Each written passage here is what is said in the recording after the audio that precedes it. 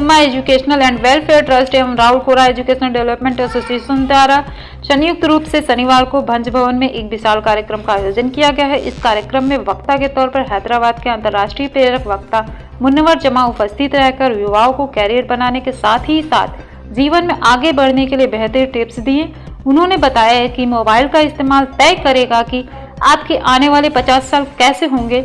उन्होंने ये भी कहा कि जवानी के दिनों में हर कोई अपनी ताकत के बदौलत तो खुद को शहंशाह समझता है। अगर युवा वर्ग तालीम हासिल करने में सफल रहा तो आने वाले समय में कोई भी परेशानी नहीं रहेगी।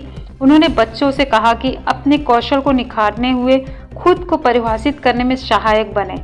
वहीं दूसरी ओर उन्होंने माता पिता को संबोधित करने के साथ ही सूचना देते हुए कहा कि एक गलत धारणा में है कि शिक्षक आपके बच्चों को जीवन को बदलते हैं। शिक्षक सिर्फ स्कूल में गणित और विज्ञान के ज्ञान से दिमाग का आलोकित करते हैं, लेकिन बच्चों के हृदय को परिवर्तित कर उनके चरित्र का निर्माण नहीं कर रहे हैं। युवाओं से उन्होंने कहा कि यदि आप जीवन में अपने सपनों को साकार करने के साथ ही लक्ष्य को हासिल करना चाहते हैं तो जुनून, दृढ़ संकल्प और धैर्य के साथ आगे बढ़े और इससे आप अपने लक्ष्य तक पहुंच जाएंगे।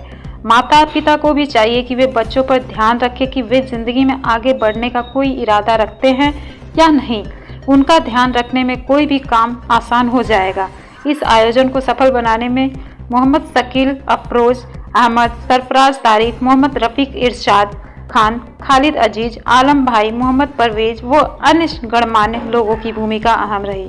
वहीं दूसरी ओर राजगांगपुर के वाइस चेयरमैन एमडी इरफान ने इस कार्यक्रम में शामिल होने के लिए उर्दू हाई स्कूल के प्रधानाचार्य छात्राओं सहित अन्य शहर के गणमान्य नागरिकों को एक बस व्यवस्था की। 4 बजे 5 बजे तो कोई नहीं होंगे, आपको होगा तो बहुत दूर कोई नजर आएगा। तो बिल्कुल उसी के सामने होटल, बड़ी महंगी होटल में उन्होंने रखा।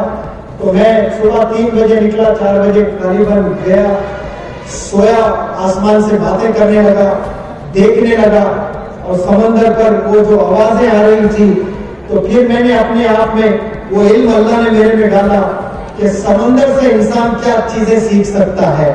नौजवान बच्चों, ये 3 चीजें आप लोग अगर सीख लें तो कल के आप डॉक्टर एपीजे कलाम साहब बन सकते हैं इंशाअल्लाह, कल के साइंटिस्ट बन सकते हैं आप लोग।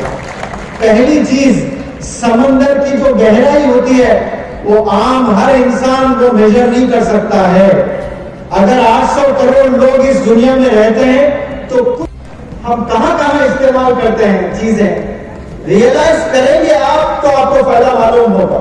वरना लोग बैठकर कहते हैं मैं गरीब हूं, मैं गरीब हूं, मैं गरीब हूं। बिल्कुल गरीब कोई नहीं है।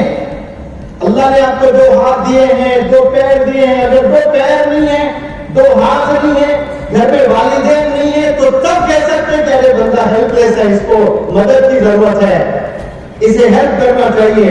यहाँ बच्चों कितने लोग अपने पैर पर खड़े हो सकते हैं, जो खड़े हो जाए।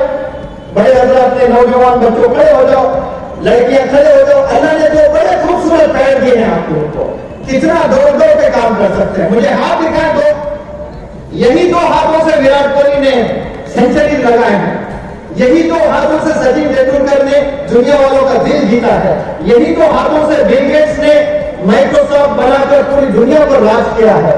वो 2 हाथ अल्लाह ने आपको दिए हैं, आपने क्या अचीव किया है 2 हाथों से? आज तक क्या किया आपने? कई सारे लोग सिगरेट पकड़ लेते हैं, कई सारे लोग शराब के बोतल उठा लेते हैं, कई सारे लोग जाकर क्या क्या पता नहीं गंदे गंदे गेम्स हाथों से देखते हैं, जाकर गंदी गंदी मूवीज, गंदी गंदी तस्वीरें देखते हैं। और कई लोग अच्छे काम करते हैं। आप कैसे इस्तेमाल करते हो अपने जिस्म का, इस पर डिपेंड करता है कि आपका फ्यूचर कैसे होने वाला है। अपनी आंखों का इस्तेमाल कैसे करते हो, इस पर डिपेंड करता है कि आपके नेक्स्ट 50 साल कैसे होने वाले हैं। आप किन दोस्तों के साथ रोजाना उठते बैठते हो, इस पर डिपेंड करता है कि आपके 50 साल कैसे होने वाले हैं।